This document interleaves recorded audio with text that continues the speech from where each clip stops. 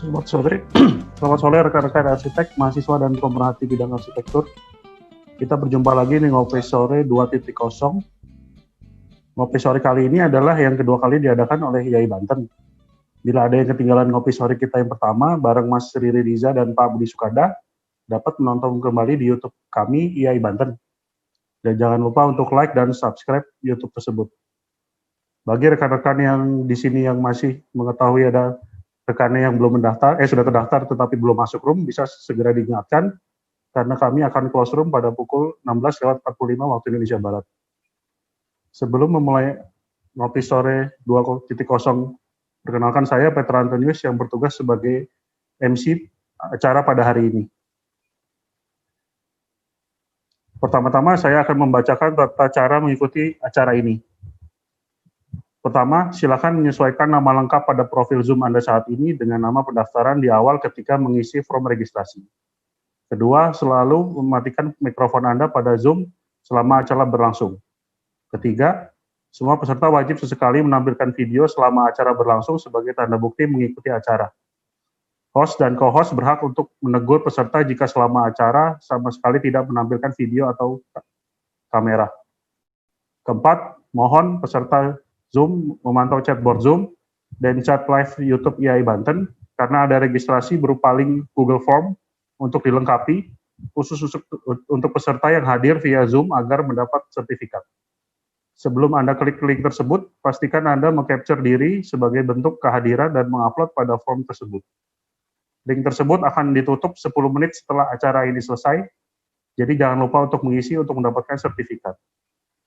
Kelima, bila ada kendala teknis dan pertanyaan lebih lanjut, dapat menghubungi admin acara ini di nomor official IAI Banten 0821 1281 3745 atau mengirimkan email ke iaidaerahbanten@gmail.com.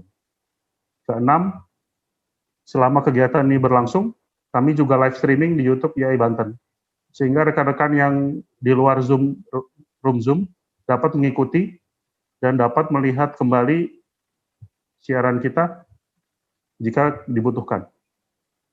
Selanjutnya saya akan membicarakan tata cara mengajukan pertanyaan untuk acara ini. Yang pertama, mengajukan raise hand bagi peserta Zoom dan mengetik pertanyaan di kolom chat pada bagian bawah layar ketika sesi tanya-jawab dibuka oleh moderator. Kedua, satu peserta dipersilakan mengajukan satu kalimat tanya. Pertanyaan dibatasi 3 pertanyaan per sesi. Ketiga, peserta dapat mulai mengajukan pertanyaan setelah dipersilakan berbicara oleh moderator dan di-unmute oleh co-host atau host. Khusus untuk peserta yang menonton live YouTube, dapat mengajukan pertanyaan melalui live chat YouTube yang nantinya akan dipilih dan dibacakan oleh moderator. Demikian tata aturan yang telah dibacakan untuk dapat dipahami bersama. Selanjutnya untuk mengawali acara, saya mewakili segenap pengurus IAI Banten mengajak rekan-rekan semua untuk hening sejenak untuk berdoa dan bersyukur. Berdoa bagi kondisi tanah air kita yang mengalami pandemik agar lekas berlalu, supaya kita dapat beraktivitas dan beradaptasi dengan tidak pula kami mengucap syukur atas kesempatan hari ini, kita masih bisa berkarya dari rumah, sebab masih banyak saudara-saudara kita yang masih berjuang di luar rumah untuk dapat menghidupi keluarganya. Mengheningkan dimulai.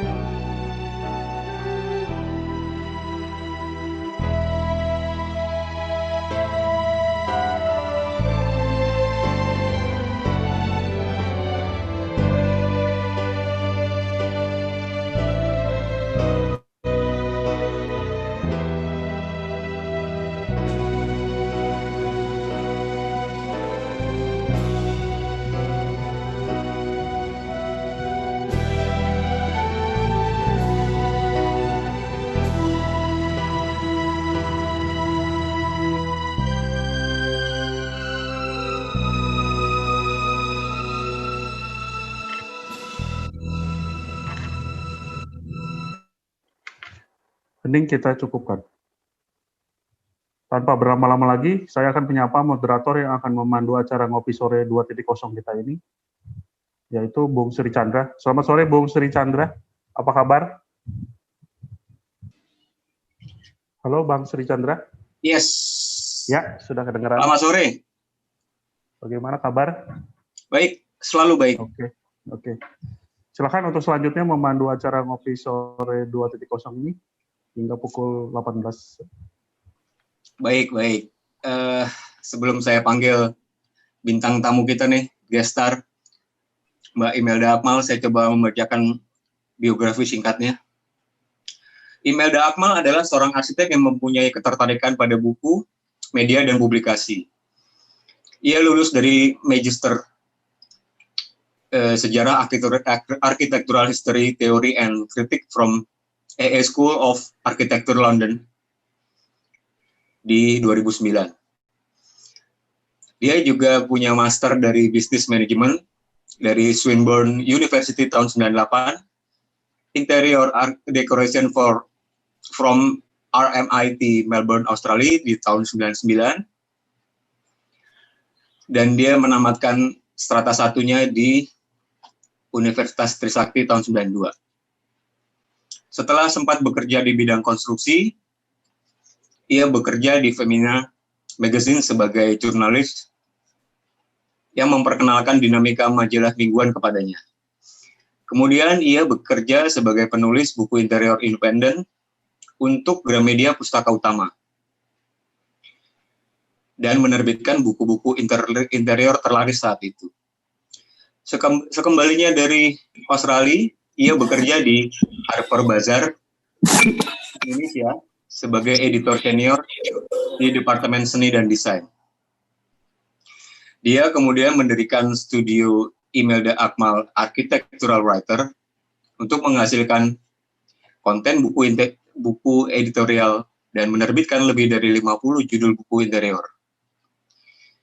Ia ikut mendirikan Borneo Publishing dan mulai menerbitkan buku-buku arsitektur termasuk Indonesia Architecture Now 1 dan 2 dan lain-lainnya. Sekembalinya dari studi di London, ia juga mendirikan Imaji Books Publishing, sebuah penerbitan seni, arsitektur, desain, dan budaya independen yang berbasis di Jakarta dengan distribusi kewilayahan. Bersama timnya di studio IAAW, dia menulis dan menerbitkan buku-buku arsitektur termasuk 50 arsitektur di Indonesia, Rumah oleh Arsitektur Indonesia, Arsitektur Guide Indonesia, dan lebih dari 30 judul buku. Pada tahun 2011, ia ikut mendirikan Arkinesia Bookazine, sebuah media berkala arsitektur di wilayah Asia Tenggara, dan mencoba untuk memperkenalkan wacana dan kritik arsitektur untuk pembaca profesional dan akademis. Dengan timnya dari buku Imaji dan Arkinesia Bookazine, ia aktif menjalankan acara-acara komunitas arsitektur seperti ceramah, diskusi, kursus singkat, seminar, juga tidak lupa tur arsitektur di Indonesia. Dia menerima penghargaan sebagai penulis muda inovatif dari kelompok penerbit Gramedia pada tahun 2002 dan pengakuan dari Ikatan Arsitek Indonesia Jakarta pada tahun 2015. Selama pandemi COVID-19, ia memulai program IG Live Cakap-Cakap, sebuah program wawancara arsitektur, dan mendirikan Arkinesia YouTube channel untuk menjadikannya work from home tetap produktif. Itulah sekilas singkat tentang Mbak Imel. Saya persilakan Imelda Akmal untuk hadir di floor. Selamat sore, Mbak Imel.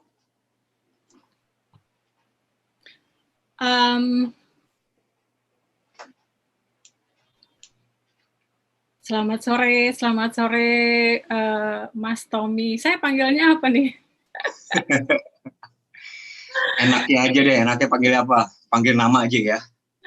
Oke, selamat sore semua juga. Terima kasih sangat kepada IAI Banten. Terima kasih untuk hadirin semuanya. Terima kasih Pak Pierre, Ketua IAI Banten yang sudah memberikan kesempatan kepada saya dan Tommy yang sudah mengajak saya.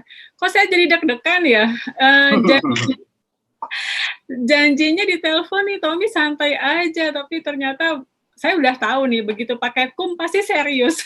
Jadi deg-degan. Anyway, kita ngopi dulu ya, kita ngopi dulu sedikit. Saya punyanya air putih. Oke, terima kasih. Tapi terima kasih semua. Ini ada yang saya kenal, ada Mbak Laras, ada terima kasih Pak Peter, dan sudah ada 71 audiens semua ya, termasuk juga yang di YouTube mungkin ada. Ini sebuah kesempatan yang baik sekali buat saya untuk ketemu teman-teman. Waktu Tommy telepon dan bilang kita ngobrol yuk di acara ngopi sore, saya sebenarnya iseng-iseng banget gitu. Tommy bilang santai aja nih acaranya, kita ngobrolin soal media yuk. Saya bilang kalau media sih kepanjangan dan serius, yang pendek aja IG Live yuk gitu. Terus disambut sama Tommy, jadi saya pikir bercandaan. Taunya cukup serius karena pakai kum segala. Jadi saya tadi berusaha untuk menyiapkan sedikit materi.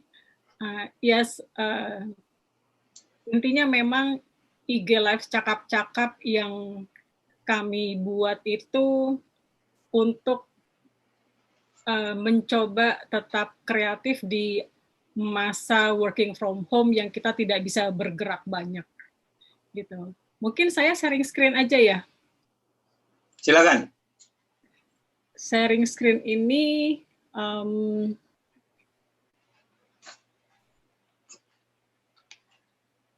ke desktop.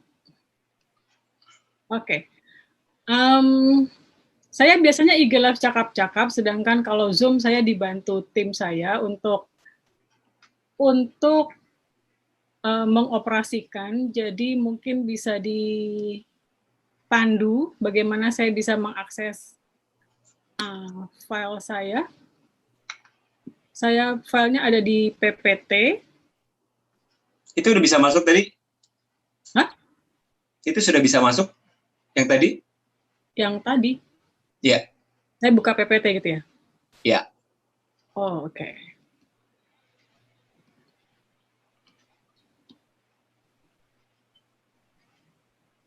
Karena ini kan antara layar saya dengan layar audiens ini beda ya. Itulah PPT. Ini ya, keluar? Yes. Oh gitu. Dunia virtual ini membuat kita harus banyak sekali beradaptasi dan belajar ya, apalagi buat orang seusia kita. Siapa lagi sih yang sekitar kecuali Tommy? Kita bukan layer di milenial, tapi di baby boomers, di mana digital bukan keseharian atau bukan kehidupan asli kita. Kita bisa dikatakan sebagai migran digital era, bukan native, bukan penduduk asli atau native citizen. Istilahnya kalau di dunia virtual sekarang native citizen. Jadi banyak sekali yang berkembang, dan dalam waktu pandemik ini dunia digital itu juga sangat cepat berubah, bahkan mingguan atau hitungnya harian gitu. IG Live juga termasuk di antaranya. Oke. Tadi Tommy sudah memperkenalkan saya dengan sangat baik, bahkan narasinya luar biasa. Nanti saya boleh contek deh kopiannya. Kok keren banget Tom bikinnya Tom? Pakai begadang. Oh, pakai begadang. Oke, jadi sosial media menurut saya adalah dunia yang sangat ajaib sebagai migran citizen. Ini aneh sekali, tapi juga sangat menarik sekali. Kebetulan saya memang bekerja sebagian besar menghabiskan usia pekerjaan saya di media. Tetapi sekilas dulu ke belakang sedikit, saya tetap bergerak dengan visi hidup saya supaya dia tetap on track gitulah ya ceritanya. Jadi visi kehidupan itu inginnya tuh setiap apa yang dilakukan itu berguna bagi orang banyak. Ini sebetulnya pesan dari ibu saya waktu dari SMP gitu ya. Ibu saya tuh pengen banget saya jadi dokter. Tapi lihat darah aja saya fobia darah. Jadi kalau berdarah banyak tuh saya bisa pingsan, lihatnya bisa pingsan. Dan beneran itu sudah pernah terjadi, saya pingsan di IGD, padahal cuma disuntik, tapi pingsan karena sebelah saya berdarah-darah gitu ya. Jadi kan nggak mungkin gitu. Tapi entah kenapa pesan ini lengket sekali di kepala saya, karena ibu saya mengatakan bahwa kalau dokter itu bergunanya tuh langsung, impact-nya tuh direct. Oke. Saya pikir apapun jadinya orang saya ini, saya coba pegang amanah itu. Akhirnya kan saya jadi arsitek, tapi kemudian di arsitektur sendiri saya lebih banyak di media. Jadi mungkin misinya lebih tepat kalau saya terus akan berusaha untuk diseminasi informasi dan pengetahuan arsitektur. Yang insya Allah kalau pengetahuan arsitektur tuh ya bisa berguna juga lah, meskipun tidak sedirect dokter kalau ngobatin orang sembuh gitu ya. Tapi pengetahuan kan tetap diperlukan dan semoga berguna. Profesinya saya itu agak aneh sebetulnya. Arsitek saya punya SKA, meskipun percepatan, malu-maluin ya.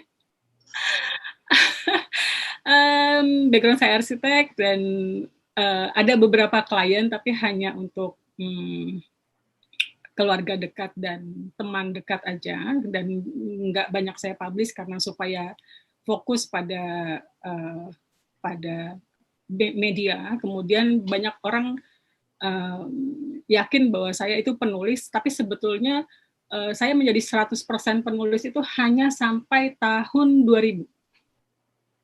Setelah tahun 2000 ke atas itu banyak hal lain yang dilakukan, terutama 2011 saya menjadi principal studio membawahi teman-teman penulis, jadi di sini justru lebih banyak supervisi daripada menulisnya. Kemudian jadi chief editor Arkinesia dan founder Imaji Books. Nah, Imaji Books itu penerbit, jadi penerbit itu justru pekerjaannya adalah setelah produksi penulisan selesai sampai naik cetak, dan tugas penerbit adalah menjual, mendistribusikan, dan merunning bisnis. Jadi di sini sebetulnya komposisi atau proporsi saya sebagai penulis udah makin lama tuh makin sedikit, makin kecil. Kemudian saya menerbitkan buku dan periodical Arkinesia Bookazine, ini yang pertama, sekarang udah yang ke-16. Maksudnya itu inginnya nih, selain menyebarkan informasi tentang arsitektur, ada misi atau hidden agenda lain. Sebetulnya ingin sekali mendudukkan arsitektur dan arsitek Indonesia itu sejajar dengan internasional gitu. Salah satunya yang bisa dilakukan itu kan lewat media. Nah, tidak ada media Indonesia sebelumnya yang fokus di arsitektur profesional dan berbahasa Inggris gitu. Nah, dengan kita membuat Arkinesia berbahasa Inggris, maka kita bisa mendudukkan karya arsitek Indonesia dengan arsitek internasional di dalam satu platform. Jadi otomatis ini sebetulnya mengangkat atau mensejajarkan diri kita di tataran internasional. Itu sih niatnya, hidden agendanya salah satunya itu. Pengen banget agar arsitektur Indonesia bisa diserap juga oleh pembaca asing dengan cara seperti ini, dan memang sudah terjadi karena kita distribusi ke 10 negara di ASEAN. Jadi sekarang ini karya Banyuwangi gitu ya, Andrea Matin bisa sejajar satu platform di sebelahnya dengan karyanya Woha, Pickering Park ini di Singapura. Jadi memang media itu tidak netral. Ini yang saya pelajari ketika saya belajar di beberapa media seperti Femina, kemudian Harper Bazaar Indonesia, yang otomatis saya punya lingkungan atau punya pertemanan dan network dengan media dan belajar media dan terpaksa membaca buku media dan juga ikut beberapa kursus di media. Media itu tidak netral dan media tidak 100% objektif. Meskipun dia punya kode etik dan dia punya kaidah-kaidah jurnalisme ya, seperti arsitek ada kode etiknya juga dan itu berlaku hukum gitu. Tetapi gimana pun kita harus lihat di balik itu. Media mainstream punya kode etik jurnalistik yang sangat ketat. Kalau misalnya anggotanya itu tidak melakukan hal yang betul, itu bisa diadili oleh Dewan Kehormatan. Kalau dulu sih waktu zaman represi ya nggak usah diadili sama Dewan Kehormatan, udah diciduk ya. Kalau sekarang harus pakai Dewan Kehormatan lah, karena sekarang kan sudah kebebasan demokrasi semua ya. Jadi memang Arkinesia itu punya hidden agenda, yaitu mengangkat arsitektur Indonesia ke luar. Nah ini kemudian beberapa lama kemudian kita ada artikel panjang, yaitu Insight, yang mewawancarai dengan sangat dalam tentang seorang arsitek, mengangkat insight-nya. Ini juga sengaja, jadi selalu selang-seling, satu kali arsitek Indonesia, besoknya arsitek asing. Jadi sekarang Andra Matin, besok Woha, besok Yori Antar, besoknya lagi Ken Yang, jadi ganti-ganti gitu. Jadi kita bisa ketika di cover itu dipajang bersamaan itu kita langsung sejajar dengan arsitek-arsitek itu. Jadi itulah salah satu agendanya. Ini juga agenda untuk mengangkat arsitek dan arsitektur Indonesia. Judulnya udah statement banget ya, Houses by Indonesian Architects, bukan arsitek lain. Indonesian Architects. Lihat deh. Ini kebetulan itu pernah juga diajak sama penerbit Jerman untuk membuat architecture guide di Indonesia, yang mana mereka sudah punya serialnya, ada Tokyo, ada Berlin, ada apa, jadi ini juga akan sejajar dengan internasional. Ini menjadi buku pertama kami yang dijual di Amazon.com. Masuk Amazon.com itu susahnya minta ampun, sampai sekarang Imaji tidak berhasil masuk Amazon.com, jadi buku-buku kita nggak di sana karena harus punya account bank Amerika. Jadi dengan cara berkolaborasi dengan penerbit Jerman ini, kita arsitektur Indonesia bisa masuk bukunya di dalam Amazon.com. Lumayan ada kemajuan sedikit-sedikit. Gitulah ceritanya tentang background apa yang saya lakukan. Jadi selain menyebarkan informasi, membagikan pengetahuannya bukan pengetahuan saya, kebanyakan adalah pengetahuan si arsitek yang kita sampaikan, dan di balik itu sebetulnya kita punya agenda untuk arsitektur Indonesia.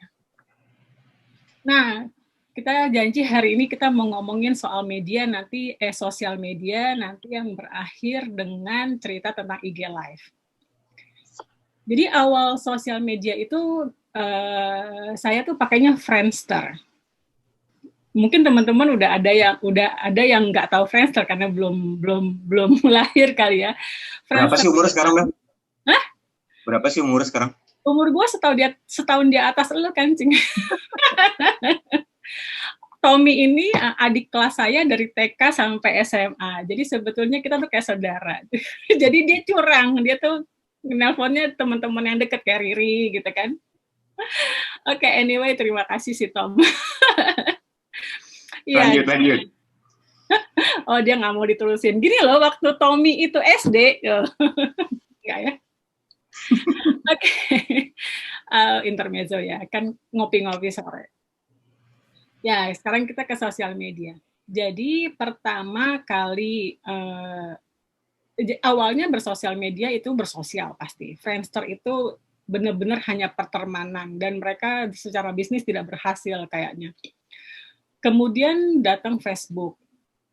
Saya itu bergabung Facebook sesaat sebelum berangkat ke London untuk sekolah.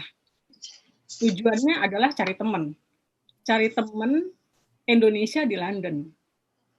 Salah satunya caranya ya dengan bersosial media, itu paling cepat. Kebetulan itu juga waktu itu orang Indonesia baru mulai bergabung dengan Facebook tuh tahun 2009 itu, waktu saya berangkat ke London itu. Nah, berhasil banget. Waktu berangkat itu tidak ada satupun teman yang saya tahu di London dengan Facebook terbantu. Bahkan orang-orang yang mau berangkat aja saya bisa tahu gitu ya dengan lewat pertemanan itu. Jadi di awal di Facebook itu, waktu di London itu, teman saya di Facebook paling baru puluhan gitu. Gunanya untuk itu. Tetapi sedikit ada hal yang aneh, bukan aneh sebetulnya, ada hal yang sangat berbeda culture orang Indonesia menggunakan sosial media dengan orang Barat gitu. Jadi waktu di London itu, selain mencari teman di Indonesia di London, saya kan juga cari teman di kampus dong gitu. Nah, jadi temannya teman tuh saya add gitu. Karena dia tulisannya EE School tahun 2009. Oh, berarti seangkatan dong. Oh, temannya si ini, temannya teman saya. Jadi saya add. Ternyata itu buat orang Barat sangat tidak biasa. Gitu.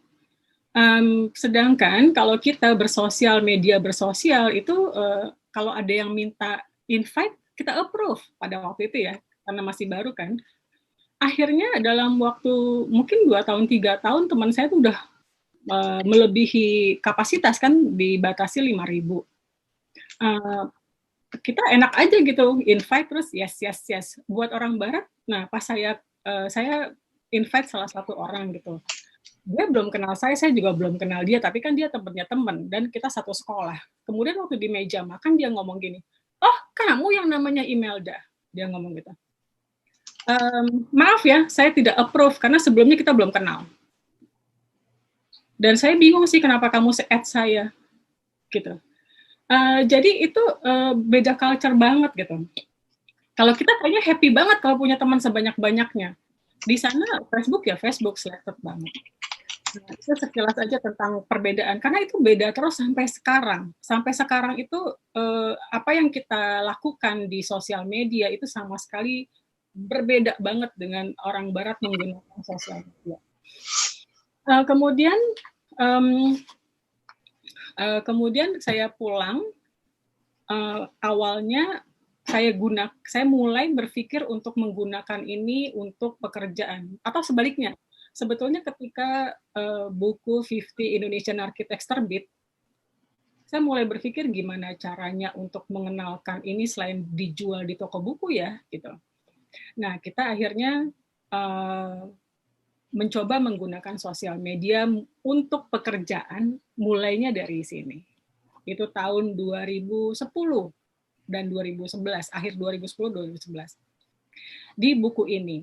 Waktu membuat buku ini, sosial media juga tidak seperti sekarang gitu. Jadi untuk mendapatkan arsitek-arsitek yang kita seleksi atau kita kurasi, kita tidak menggunakan sama sekali sosial media.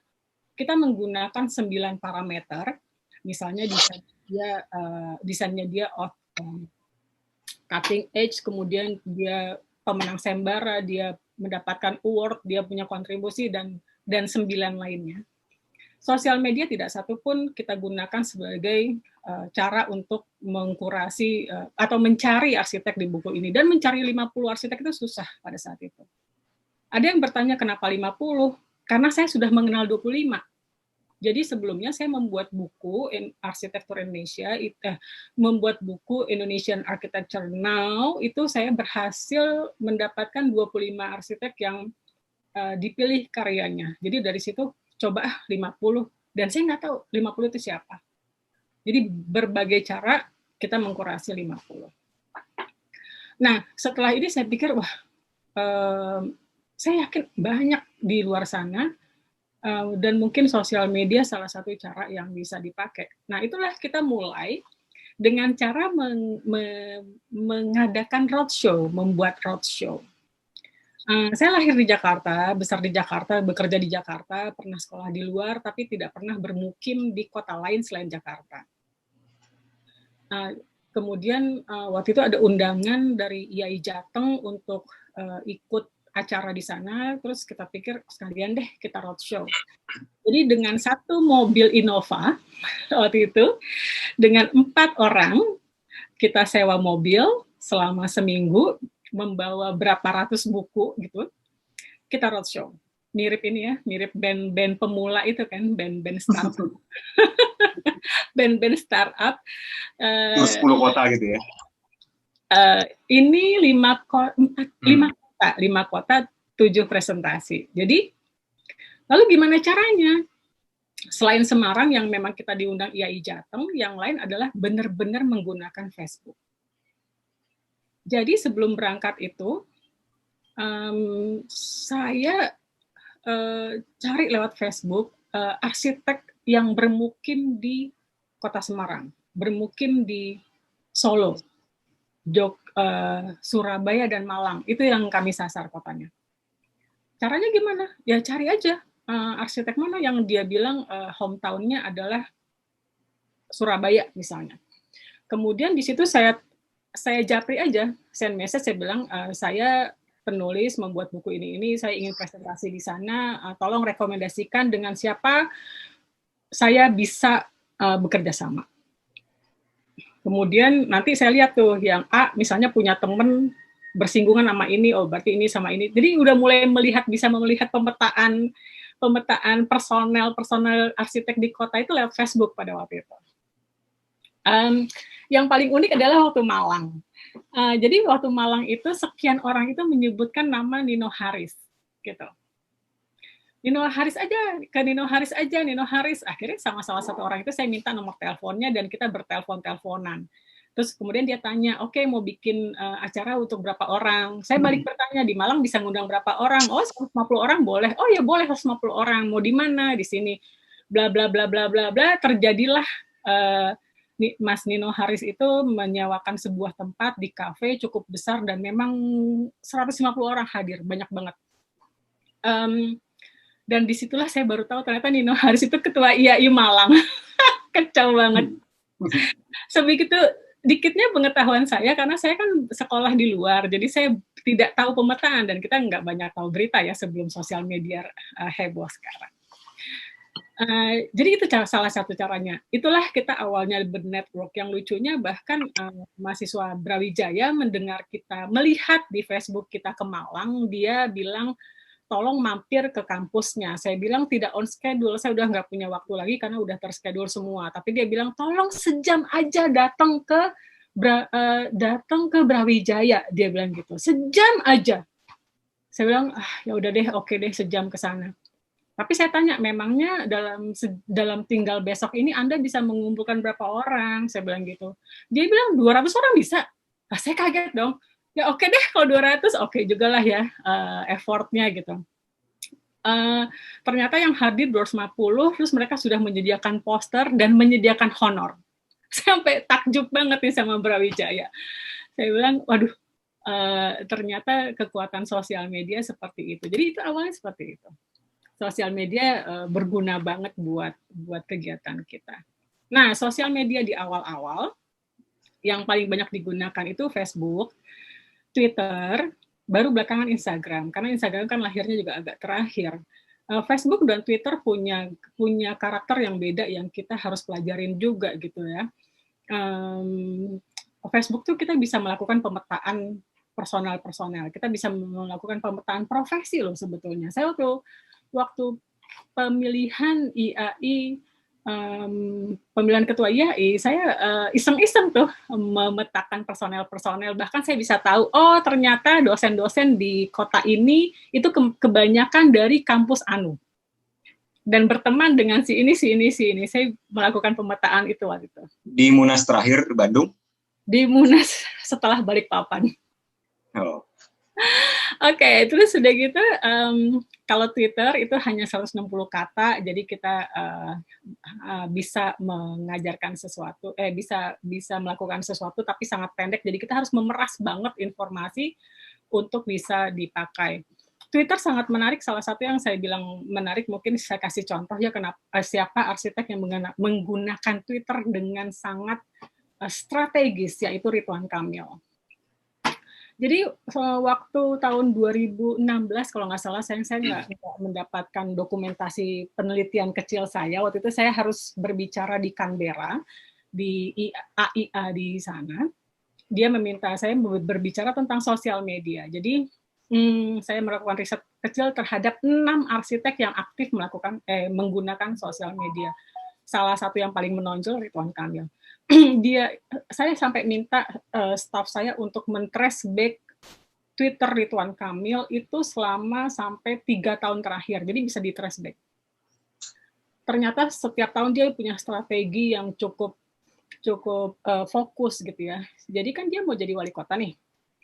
Di awal itu dia banyak sharing pengetahuannya di bidang arsitektur dan kota. Jadi misalnya dia bercerita apa itu mall dan seterusnya, kemudian apa itu public space, apa itu fungsi-fungsi kota dan fungsi-fungsi bangunan. Itu dia lakukan cool tweet, itu sampai satu cool tweet itu bisa 40 seri. Gitu.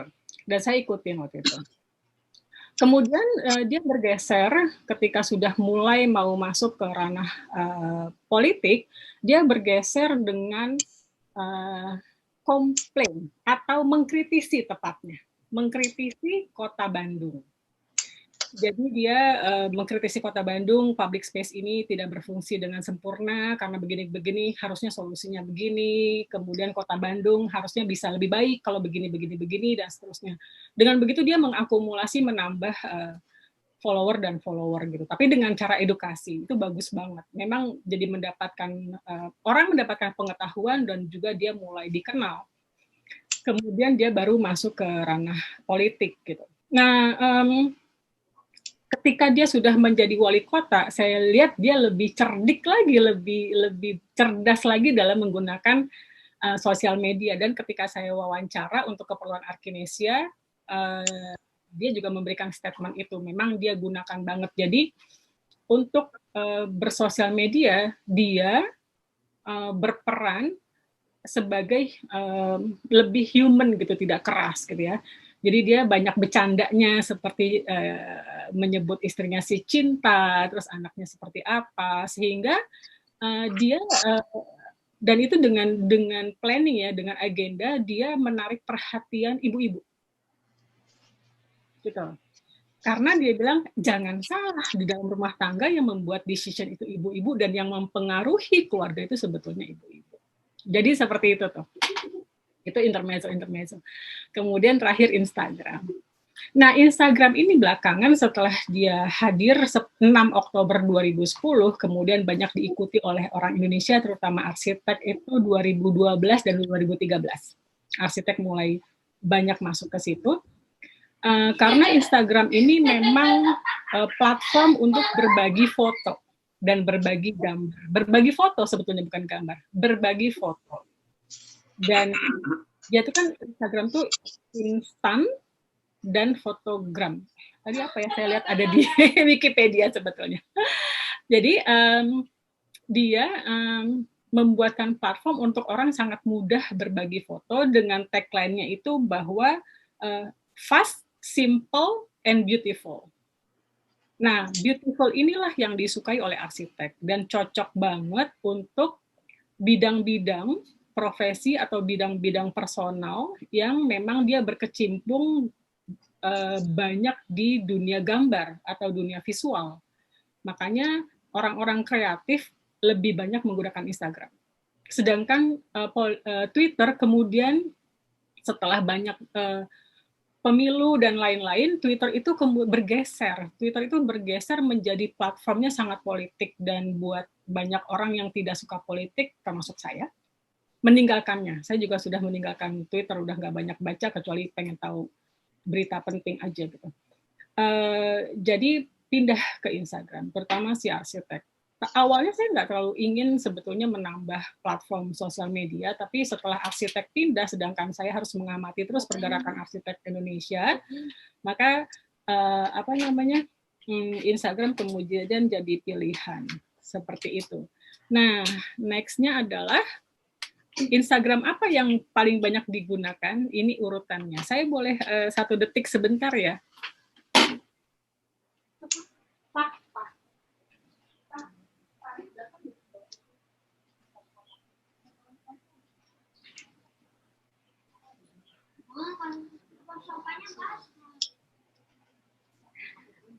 Ini resikonya working from home adalah family matters. Jadi anak minta bukain permen. Barusan 8 detik, Mel. Tuh kan, Tommy jahat. Oke, gitu. Jadi, nah, kemudian Instagram bergerak loh. Instagram itu tadinya yang cuma sharing foto itu setiap waktunya dia terus menerus menambah fasilitas, menambah tools, menambah perangkat. Dan lucunya nih, orang juga pindah. Jadi ada perangkat baru kayak Instastory, orang pindah ke Instastory. Instastory nggak terlalu dibaca. Ada Instagram Live, pindah ke Live, dan seperti itu. Ada IGTV, sekarang juga pindah ke IGTV. Sebagai media yang kita memang mengoptimalkan penggunaan sosial media untuk menjangkau audiens kita, mau nggak mau kita tuh jadi harus berselancar istilahnya, bukannya latah ikutin tren, tapi kita harus berselancar mengikuti apa ini, kemana dia bergerak saat ini. Nanti saya jelaskan kenapa kita melakukan itu gitu. Jadi sepertinya kayak main-main, tapi sebetulnya sih hidden agendanya nggak terlalu main-main amat. Ini si Instagram ini yang lahir 6 Oktober 2010. Akhirnya dalam pergerakannya kita juga harus mengikuti itu. Jadi kita bagi lagi, karena kita ada beberapa institusi, ini Instagram pribadi saya. Sebetulnya saya pribadi tidak terlalu hobi gitu ya, merekam atau mendokumentasikan kegiatan pribadi di rumah untuk disalurkan ke publik sebetulnya. Tetapi ini tuntutan peran skenario. Kalau kita punya akun pribadi itu tidak bisa korporat amat, karena orang jadi dry gitu ya, jadi kering. Lo jualan banget sih, too hard sell gitu. Saya pribadi memperlakukan akun saya as a business, as a part of my job, as a part of my profession in media. Tapi kalau akun pribadi harus ada unsur human-nya. Ini yang kondisi sekarang seperti ini, karena terakhir banyak banget acara yang harus kita hadirkan, jadi saya juga memposting e-poster, tapi kalau bisa lihat ke bawah itu masih ada tentang anak, makanan kesukaan, jalan-jalan, dan lain sebagainya, karena itu untuk membuat keseimbangan, karena nature-nya Instagram untuk personal account harusnya dia sangat human instead of sangat bisnis. Nah, ini akunnya Arkinesia. Kalau akunnya Arkinesia ini official, yang pegang bukan saya tetapi staff. Jadi ada staff Arkinesia yang memang tugasnya memegang ini. Dan bahkan itu sangat di planning. Jadi waktu kita mau bikin Arkinesia Week yang belum jadi, terpospon karena pandemi COVID-19 ini, harusnya berjalan April 2020 kemarin. Selama sebulan kita sudah membuat agenda atau membuat planning social media planning di Instagram. Ini kita meng-hire konsultan khusus untuk kontennya. Bukan hanya konten, kita meng-hire 2 konsultan. Yang satu konsultan social media planning, social media planner, dan satu kita meng-hire biro desain grafis untuk membuat tone dan visual, sedangkan social media planner-nya itu untuk membuat jadwal, membuat konten copywriting-nya. Jadi kita pakai 2 konsultan, meskipun in-house-nya kita ada 1 orang khusus yang pegang official account ini. Ini Imaji Books. Kalau Imaji Books, nature-nya adalah bookshop, dia toko buku, jadi dia jualan buku. Ini straightforward aja, seperti ini. Kemudian saya ingin pindah ke pengamatan sedikit pengamatan ke arsitek-arsitek yang menggunakan Instagram. Saya rasa hampir semua teman-teman yang arsitek tahu Instagramnya Andra Matin karena sehari ini sudah 115.000 follower. Tertinggi untuk arsitek Indonesia.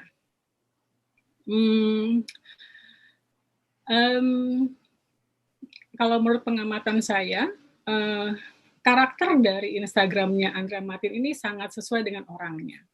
Andra Matin punya sense dan punya intuisi visual dan bentuk yang sangat baik, gitu. Dan dia suka fotografi, dan dia suka jalan-jalan. Jadi di dalam Instagramnya itu yang dia posting adalah hobinya itu jalan-jalan, fotografi yang direkam dari jalan-jalannya. Dan dia sangat baik menggunakan Instagram. Menurut saya dia punya pemahaman visual yang sangat baik untuk Instagram ini. Di awal banget itu dia menggunakan filter yang dia suka tuh yang vintage. Kemudian bergerak dia suka warna biru langit atau warna tone kebiruan. Dan kalau diperhatikan, kalau grup Biro Konsultan Arsitektur Andra Matin jalan-jalan bersama timnya, mereka kalau foto itu berjauh-jauhan. Itu ada gunanya, itu mau menunjukkan dimensi dekat dan jauh gitu. Sampai ada yuk ala kantor Andra Matin yuk fotonya gitu. Seperti itu. Itu dan dia poetik seperti arsitek, seperti desainnya Andra Matin sendiri.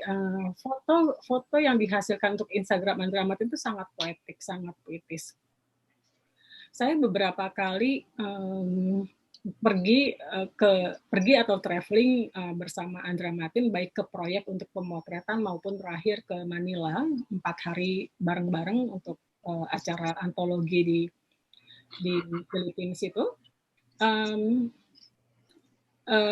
Andra Matin itu punya effort khusus untuk mendapatkan hasil foto yang bagus. Kalau dia datang ke sebuah proyek gitu ya, dia akan mencari titik perspektif yang orang nggak punya gitu, sangat unik. Dan dia akan menghasilkan sebuah line dan garis-garis yang sangat puitis menurut saya. Itu kekuatan matanya dan kekuatan desainnya juga. Nah, selama pandemi ini, saya juga mencermati Andra Matin tetap berinstagram dan menggunakan story. Jadi kalau misalnya kalau untuk feed-nya, dia akan memilih betul-betul yang bagus. Tapi kalau story-nya adalah keseharian dia. Dan hampir tidak pernah ada teks karena dia lebih memilih gambar berbicara. Ini rumahnya. Nah, tetapi juga bukan tanpa ada agenda ya. Dia juga ingin menunjukkan bahwa di rumah dia tetap bekerja. Working from home dia tetap berkreasi. Jadi beberapa kali dia memposting dia sedang mensketsa. Ini bisa kelihatan di rumahnya dia bekerja bersama kucing gitu. Ini image yang terekspresi dari Instagramnya Andra Matin. Ini apa yang dia baca, dan GA House adalah salah satu majalah yang sangat dia suka dan setiap tahun memang mengajak Andra Matin untuk melakukan pameran di Tokyo, GA House ini. Jadi sebetulnya ini sebuah ekspresi yang ingin ditampilkan tentang bagaimana rumahnya, bagaimana kehidupannya, bagaimana dia bekerja, dan apa yang dia baca, dan sebagainya. Kalau teman-teman tahu ada arsitek Enoh Mulyono di Surabaya, biro arsitekturnya namanya Das Quadrat. Saya sangat takjub dengan Instagramnya dia.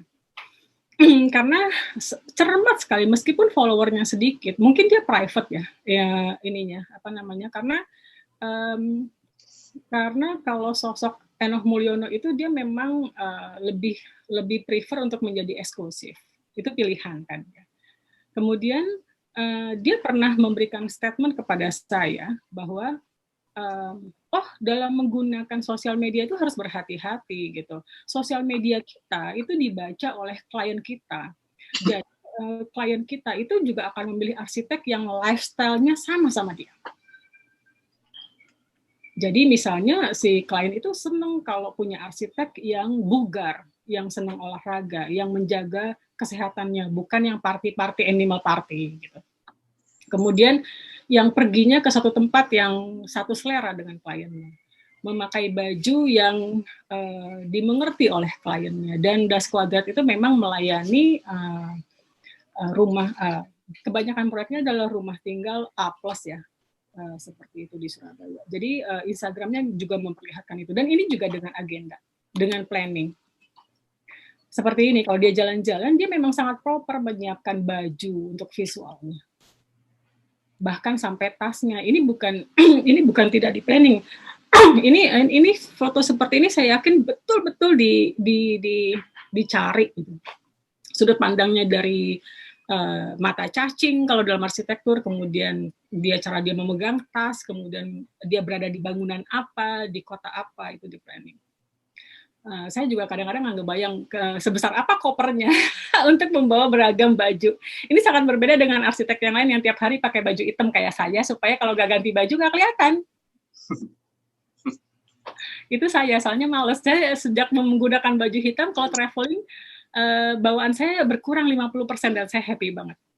Kemudian, nah ini yang terakhir yang saya amati, yang saya akan tayangkan tentang Instagram arsitek adalah Mande yang dengan sengaja, maaf ya Mande, kemarin saya nggak bilang-bilang, timing Mande waktu itu sebetulnya saya lagi mencari data tentang Mande dan Instagram, tentang arsitek berinstagram untuk acara hari ini.